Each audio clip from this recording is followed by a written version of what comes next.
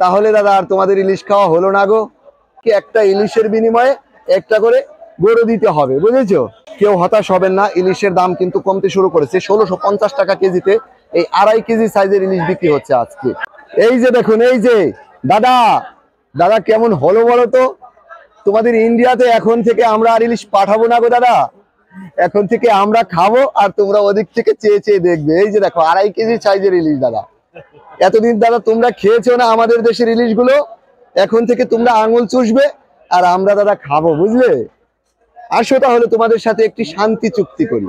তোমরা ইলিশ নিতে চাচ্ছ আমাদের কাছ থেকে, ওকে, তোমাদেরকে ইলিশ দেবো। আমরা আবার অতটা হারামি না, বুঝলে? আমরা তোমাদেরকে ইলিশ দেব, একটা ইলিশের বিনিময়ে আমাদেরকে একটা করে গরু দিতে হবে। যদি মানো তাহলে আসো, শান্তি চুক্তিতে বসি, ঠিক আছে? আর যদি না মানো তাহলে দাদা আর তোমাদের ইলিশ খাওয়া হলো না গো।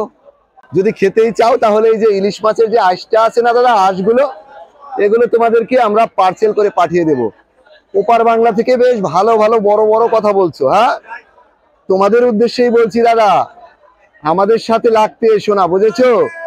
আমাদের ইলিশ আমরা আগে খাবো, তারপরে যদি বাঁচে ছোটখাটো বাচ্চা ইলিশগুলো সেগুলো তোমাদেরকে দেব। তবে তার বিনিময়ে আমাদেরকে একটা ইলিশের বিনিময়ে একটা করে গরু দিতে হবে, বুঝেছো? কি কলকাতার ভাষা শুনে আপনারা অবাক হয়ে যাচ্ছেন?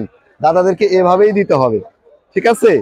আর আপনাদেরকে বলছি, কেউ হতাশ হবেন না, ইলিশের দাম কিন্তু কমতে শুরু করেছে। 1650 টাকা কেজিতে এই 2.5 কেজি সাইজের ইলিশ বিক্রি হচ্ছে আজকে।